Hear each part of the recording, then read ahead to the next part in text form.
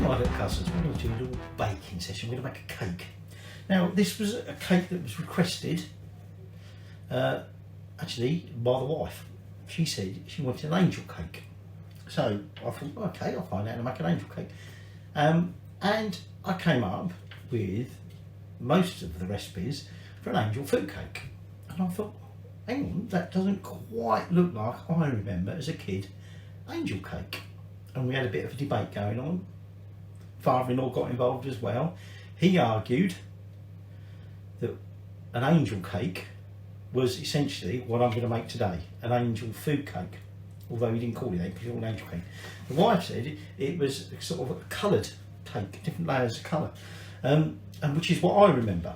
And I think the confusion lies that here in England we used to be able to buy a product called angel cake, probably still can buy it, I don't know, which was what the wife thought an angel cake was, and whereas all the recipes that I came across was for this angel food cake. So we're going to make an angel food cake, and for that we're going to use a proper angel food cake tin. You'll notice it's got a column in the middle. I've got to be careful because it's more than one. And this is to enable the heat to get all the way through the cake, so that we bake the cake nice and evenly all the way through, so the heat obviously can get out through the hole in the bottom. It's also got these legs. Okay, now some of them don't come with legs, but traditionally that's what they had, because, well, you'll see why when we come to the end. Now what I've done is I've degreased this. I've gone over it with spirit vinegar, because this cake you don't grease your pan. Okay, I'll explain why when we come to cook it. So this has been degreased. My stand mixer bowl and whisk have been degreased. Any other equipment that I'm going to use for essentially a meringue, I've degreased, because we don't want the batter collapsing. So that's what we're going to need equipment wise. Oh, and a food processor.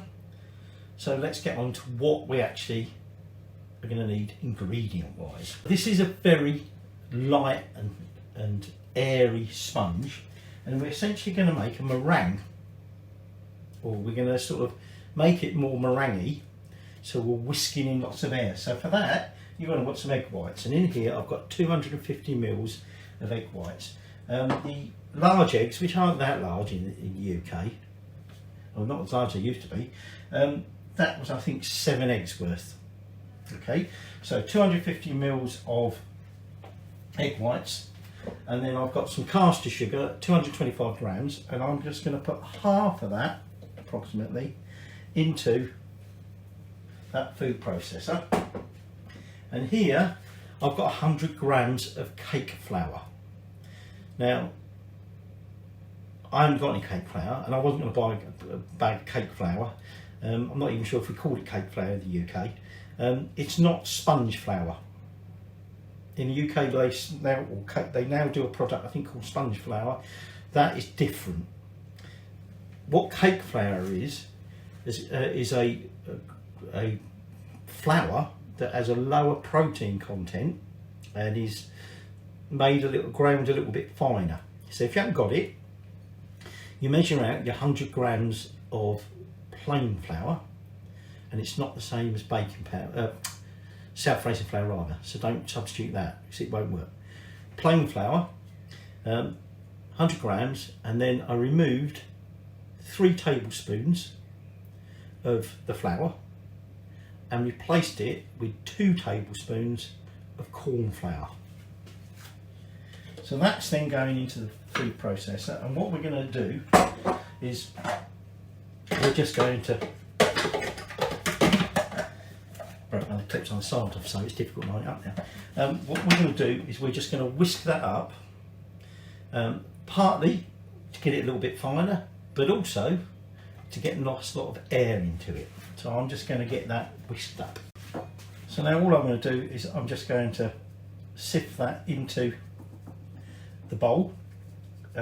If you don't want to do it this way, you can do it by sifting the flour like 5 or 6 times, all right? But if you whisked it up in the food processor, you should just get away with 1 sift. Now my oven's on at 180 degrees centigrade, and you can either sort of lower the rack to the bottom or take out the middle one if you've got one at the bottom. We need to cook this quite low down the oven because obviously this is quite tall. Right? So that's my flour sifted. So let's start using the ingredients. Oh no, what I should point out, you want some vanilla extract, you want half a teaspoon of salt, and you're going to need some cream of tartar, 1 1/4 teaspoons of that. Now again, if you don't have cream of tartar is essentially an acid that we use primarily in the meringue mix. It helps with the proteins and everything like that, and gets the meringue a bit more firmer. If you haven't got it, okay, and I haven't got any, you can substitute it for equal amount of either lemon juice or white vinegar, spirit vinegar. So that's what I've got. So into my nice, remember, degreased bowl, I'm going to put the salt. I'm going to put the cream of tartar or vinegar in this case, and then I'm going to put in here 1 1/2 teaspoons of vanilla extract. Oops, bit more, don't matter. And then at 250 mils, 250 mils of egg white. Now what we're going to do is we're going to start by using our degreased whisk on low to begin with. We're just going to then start whisking that up. I'll gradually increase the temperature a little bit, and we want to get it up to about a medium speed, and then we're going to whisk those egg whites until they're nice and starting to go all nice and frothy, which is when we will then add the remainder of this sugar. So that's nice and frothy. Unfortunately I've only got the metal bowl, so you can't actually see it, but it's getting nice and frothy. So what I'm going to do is add the sugar about a teaspoon or so at a time, and get that all whisked in. You want to take this stage nice and slow. You want that sugar all dissolved in, and we want to start building up until we've got a nice firm meringue. It's now gone really nice, light and airy. Okay, and I'm getting some nice stiff peaks. So all I'm going to do is now remove it from the stand mixer. So you can see there, nice and fluffy and stiff. And what we're going to do is we're just going to add that flour in about 4 lots, and we're just going to try and gently fold that all through. Or what I should have said as well is that I did scrape down during that whisking, just to make sure there weren't any little pockets of unwhisked sugar or whatever. So just going to carry on gently folding that in, a little bit like you make if you're making macarons, sort of J-shaped folds. But the idea being, we're trying not to knock too much of that air out. Like I say, your oven at 180, your pan ready to fill, all nicely degreased, don't butter it. So we're now just going to transfer that in to that tin and get it in there, and then we'll level it. Gently spread that around, get it nice and, well, when I say flat, I mean like all evenly spread around in there.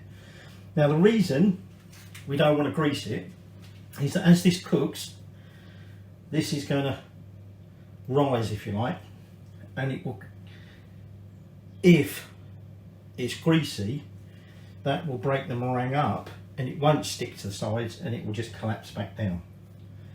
So that's fairly evenly done.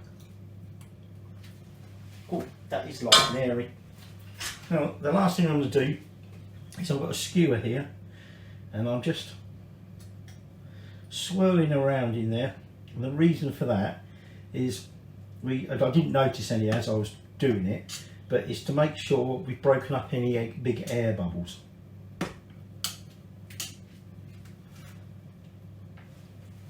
So that's now ready to go as it is into the oven, and we bake it for about 35 to 40 minutes until it's a nice golden brown colour on top. We'll also check it with a skewer, and then after that time we'll be bringing it out and I'll show you what the purpose of these legs is for. Cake's had now about 40 minutes, I think it was 35 to 40 minutes. Tested it and with a skewer, and you can see it's nice and brown on top. Now what we want to do is turn it upside down. So it's not going to be the easiest thing to do because I've got that in the way there. Now I've got a board there because I don't want to put these metal legs directly onto my, actually I think I'm just going to pick it all up because it should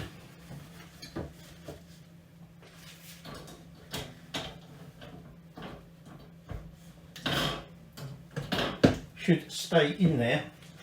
And now all I'm going to do is I'm going to leave that for an hour to cool. I'm not going to do anything else with it. We're not going to try and get it out because that very light airy sort of almost like a souffle, if we leave it in the pan to cool correct way up, it's going to start collapsing.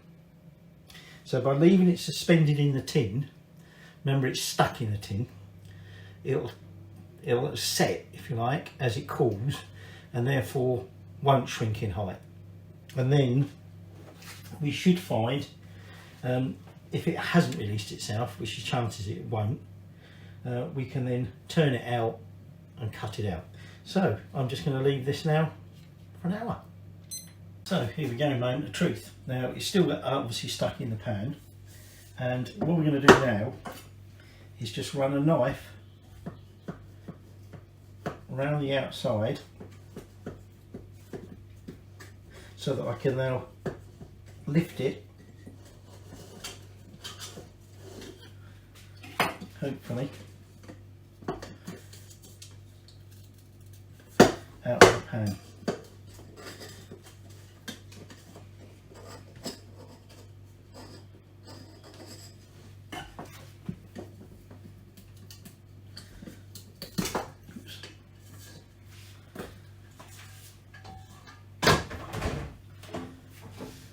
So now, obviously it's stuck on the bottom and it's stuck around that central bit. So all I'm going to do is I'll run the knife around this bit and then across the bottom so that we can turn it out. And when we turn it out, we're going to be wanting this to be the bottom because hopefully the current bottom will be the nice smooth surface. Hopefully now we can release it onto the plate, and there you can see nice smooth bottom. Feels nice and spongy. So our last little trick is we're just going to take some icing sugar and give it a little bit of dusting over it. Now you can eat this cake just as it is, or it can be quite nice with, say, some fresh strawberries and raspberries and some double cream.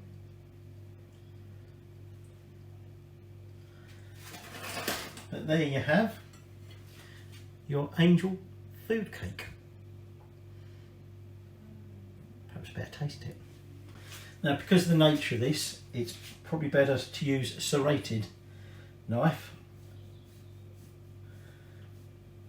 So I'm just going to cut a little slice out.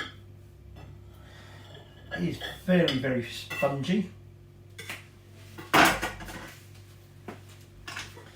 There you can see the lovely pale texture, very nice and springy. I want to cut.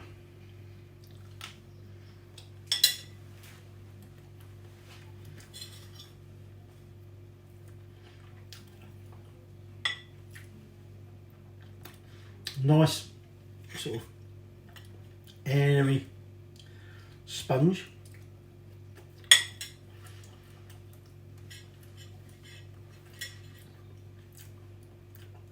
nice like this as it is, like I say.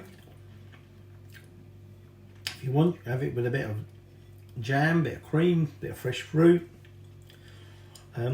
Definitely a sort of afternoon tea cake, if you like. A nice cup of tea. Actually, I better make myself one. Now, given the nature of this cake, you probably want to eat this in a few days. About 10 portions there. So there you go, angel food cake.